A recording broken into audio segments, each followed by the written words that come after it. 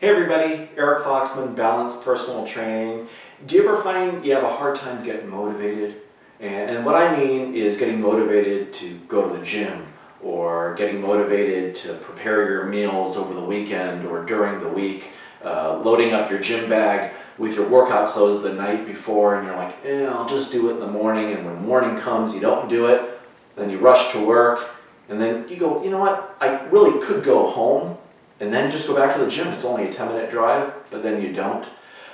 If you find that you're kind of lacking in that area, hey, that's totally normal. I get it. We all go through the same things. So what I want to do is share with you kind of a perspective, an idea, a solution of how to adhere to your goals, how to do a better job of preparing healthy meals, making good choices, exercising, going out for a walk, maybe when you don't always feel like it. Okay, now you ready? Drum roll? The drum roll.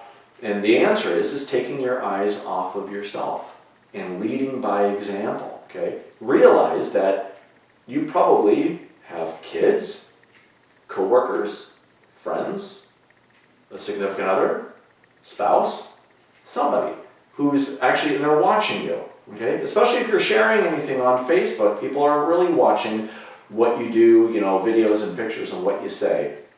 So if you want to kind of take your eyes off of yourself for a second and realize, hey, I'm also doing this because I can lead by example. I can be a role model. And if you have kids, you definitely know you are. You maybe didn't sign up for it, but once the kids came out, you know that you have to watch what you do and what you say, and you have to present yourself and carry yourself a certain way. Not that it's fake, but you're trying to also teach your kids the right way, or at least the way that you see for when it comes to eating and healthy eating and exercise.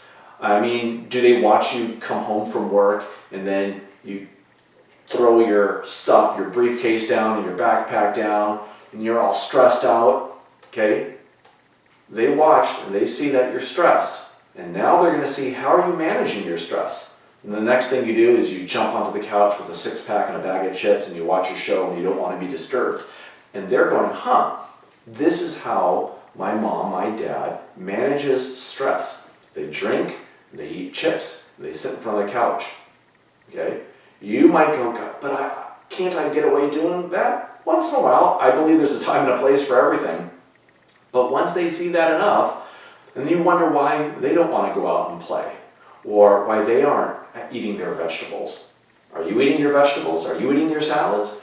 As a kind of a rule in our house, thanks to my wife, we have massive salads, probably 20 ingredient salads, and we start every dinner with a salad, okay? Maybe not every, so let's say 6 out of every 7 dinners, we will have some type of a large salad. Okay? And that's how we all start. And that's how it is. My kids watch me, and they see, okay, how much is Dad having? All right, he added some, beets or radishes. Then they watch and they see what I am doing. I'm not a huge salad guy, but I've actually over the years developed a taste for it. So being a role model, whether you choose to be or not, to a certain degree, you are. Someone is watching you. And I remember a number of years ago, Charles Barkley, who was a professional basketball player, for the Rockets, Suns, and 76ers, he did a Nike commercial. And in it, I understood the whole point, and some of you might argue what I'm saying, and I might get some comments, and that's totally okay. But in it, it shows him dunking a basketball, and he says, I am not a role model. And then he does another shot, another dunk or a layup, and he goes, I am paid to wreak havoc on the court. And he goes, your parents are your role models, for the kids. He's talking directly to the kids. And that's only half true, because he is a role model. Whether he chooses to be or not, he's in the limelight. He's being interviewed by Sports Illustrated. He's got cameras in his face constantly. This was before Twitter and Facebook and all that. But millions of people were still watching him, how he presented himself on the court and during after-game interviews, things like that. So I don't agree with what he said. If you are a personal trainer, for example, I am a role model no matter what. Even if I say, oh, I don't want to be a role model, I am. My profession, I am. If you are a parent, you are a role model. If you're someone who's trying to achieve your health and fitness goals, and you have relatives and friends and coworkers and people are watching you, okay? I'm not saying that they're being all weird and like stalking and that type of stuff, but realize that you are leading by example. I have for 22 years heard people talk about, a coworker or someone they saw at the gym or a relative of theirs who, was getting in shape or trying or whatever, and that was motivation to them.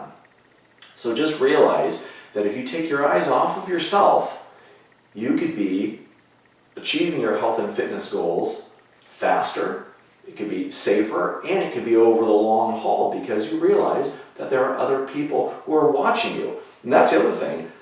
I'm going to tell you, it's easy to lose weight in the short term. People look at musicians and movie stars and think, oh my God, did you see such and such in that movie? And he or she was in awesome shape. Yeah, and then you see the interview with that person, while they're releasing it, and it was a few months after the movie was done, and you're like, they don't look like they're in shape. What happened to them? And it's like, well, they did it for the short term. They did it to be in the movie. They did it to be on screen. And it isn't the long haul. And some people kind of take snapshots of life and they look at, how this person or how they were at a certain age. Don't you want to be like healthy and fit over the long haul? I mean, do you want to be old and decrepit when you're 50 years old and say, oh yeah, when I was in my 20s and 30s, that was awesome. And I can tell you, those of you who are in your 50s and 60s and 70s, you know what you're saying, okay? The best is now, okay? You're a different person now than you were 30 or 40 years ago. Not necessarily a fair comparison. You can't really do that. But you have miles to go, years to go, and you will always serve as that role model.